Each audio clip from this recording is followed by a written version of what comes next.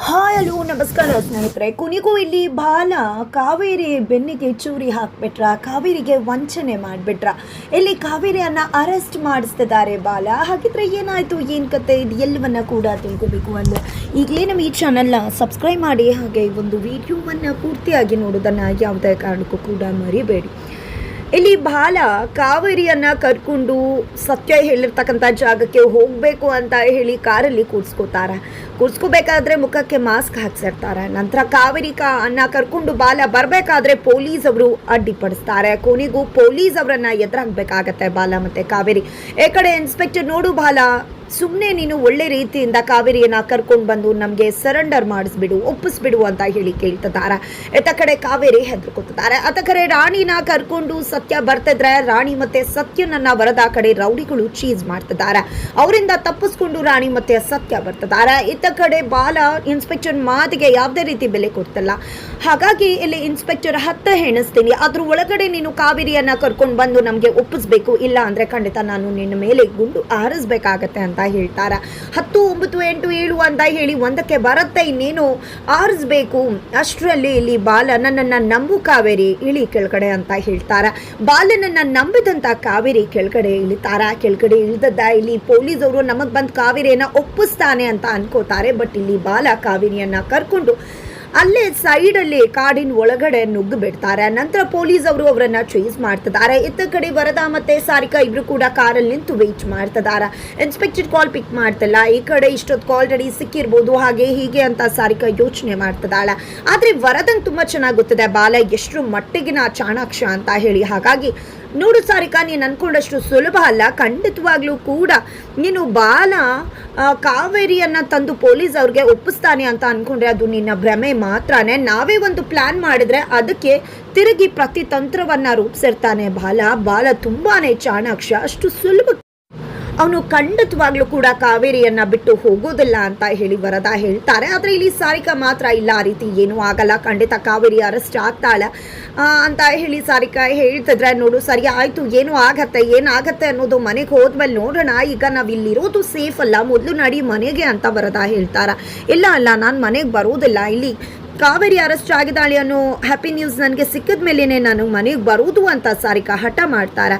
ಆದರೆ ಇಲ್ಲಿ ವರದ ಮಾತ್ರ ತಂಗಿಯನ್ನ ನೆಚ್ಚಕ್ಕೂ ಕೂಡ ಎಷ್ಟು ಮಟ್ಟಿಗೆ ಆಕೆಯನ್ನ ಸೇಫ್ ಮಾಡ್ತಿದಾರೋ, ಅಥವಾ ತಾವು ಸೇಫ್ ಆಗಬೇಕು ಅನ್ಕೊಂಡು ಅಲ್ಲಿಂದ ಹೋಗಬೇಕು ಅನ್ಕೋತಿದಾರೋ, ಒಟ್ಟಿನಲ್ಲಿ ಇಲ್ಲಿ ಸಾರಿಕಾನ ಇರಿಸೋದಕ್ಕೆ ಖಂಡಿತವಾಗ್ಲೂ ಕೂಡ ಇಲ್ಲಿ ವರದ ರೆಡಿ ಇಲ್ಲ.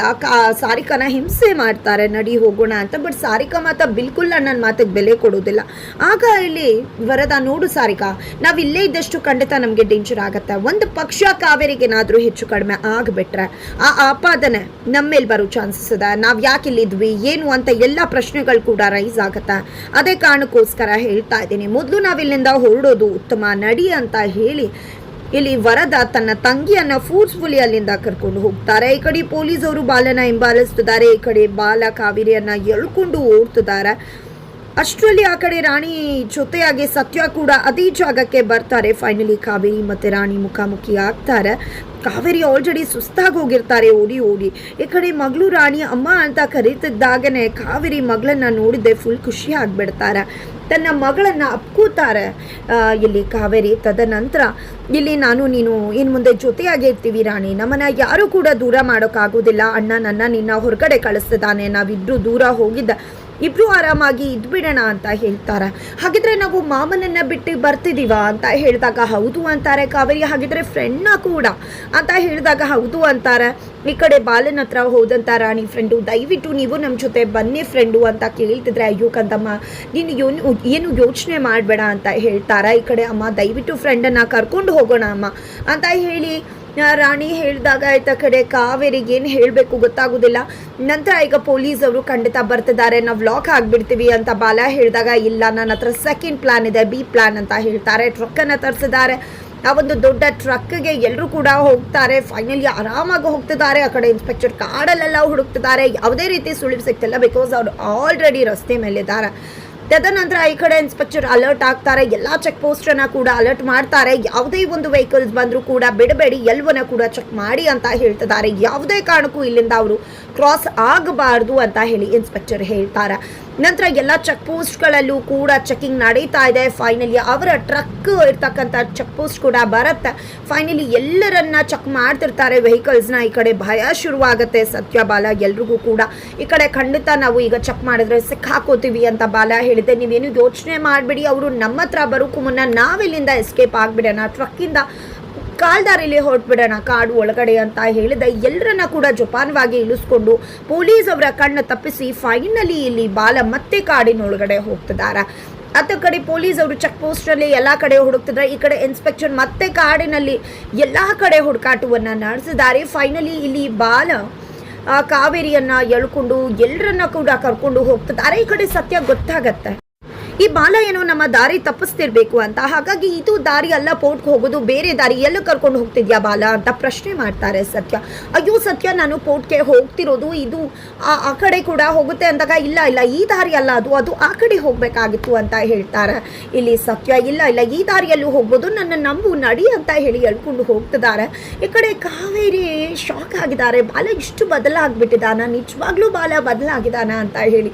ನಂತರ ಇಲ್ಲಿ ಕಾವೇರಿ ನಿಂತಿದ್ರೆ ಎಳ್ಕೊಂಡು ಹೋಗ್ತಾರೆ ಬಾಲ. ಫೈನಲಿ ಇಲ್ಲಿ ಎಲ್ಲರೂ ಕೂಡ ಹೋಗ್ತಿದ್ದಾಗೆ ಎದ್ರ ಕಡೆ ಜೈಲರ್ ಇದ್ದಾರೆ, ಸಬ್ ಜೈಲರ್ ಎಂಟ್ರಿ ಕೊಟ್ಟಿದ್ದಾರೆ ಪೊಲೀಸ್ ಅವರ ಜೊತೆ.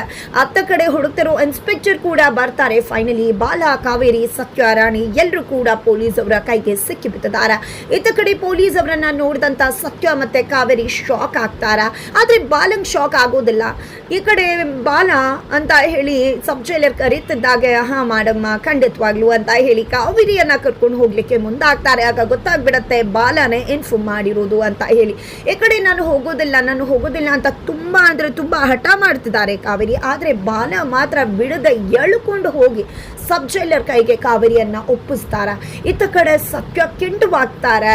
ಏನ್ ಮಾಡ್ಬಿಟ್ಟೆ ಬಾಲ ನೀನು, ನಿನ್ನನ್ನು ನಂಬಿದಕ್ಕೆ ಮೋಸ ಮಾಡ್ಬಿಟ್ಟಿಯಲ್ಲ, ನಿನ್ನನ್ನು ನಂಬಿ ನಿನ್ನ ಜೊತೆ ಇರಿಸೋದಕ್ಕೆ ಇವತ್ತು ನನ್ನ ತಂಗಿ ಮಗಳನ್ನ ಬೇರೆ ಬೇರೆ ಮಾಡ್ಬಿಟ್ಟಿಯಲ್ಲ ಅಂತ ಕುತ್ತಿಗೆ ಪಟ್ಟಿ ಹಿಡಿದು ಪ್ರಶ್ನೆ ಮಾಡ್ತಿದ್ದಾರೆ ಸತ್ಯ. ಈ ಕಡೆ ಕಾವೇರಿ ಕೂಡ ಚೀರ್ಕೊಂಡು, ನೋಡಿದ್ಯಾ ನಾನು ಹೇಳಿದ್ದೆ ಇವನನ್ನ ನಂಬೇಡ ಅಂತ, ಆದ್ರೆ ನೀನು ಅವನನ್ನ ನಂಬಿ ಇವಾಗ ಏನಾಯ್ತು ಅಂತ ಗೊತ್ತಾಯ್ತು. ಅವನ್ನ ಯಾವುದೇ ಕಾರಣಕ್ಕೂ ನಂಬಾರ್ದು, ಅವನೊಬ್ಬ ಮೋಸ್ಕರ, ಕೊನೆಗೂ ತೋರಿಸ್ಬಿಟ್ಟ ಅವನ ಬುದ್ಧಿಯನ್ನ ಅಂತ ಹೇಳಿ ಕಣ್ಣೀರು ಹಾಕ್ತಿದ್ದಾರೆ ಕಾವೇರಿ. ಆದರೆ ಬಾಲ ಹೇಳ್ತಿರೋದು ಒಂದೇ ಮಾತು, ನಾನು ಏನೇ ಮಾಡಿದ್ರು ಕೂಡ ಅದೆಲ್ಲ ಒಳ್ಳೇದಕ್ಕೋಸ್ಕರನೇ ಮಾಡಿರೋದು. ನಾನು ಈ ರೀತಿ ಮಾಡಿದ್ದು ಕೂಡ ಕಾವೇರಿ ಒಳ್ಳೇದಕ್ಕೋಸ್ಕರನೇ.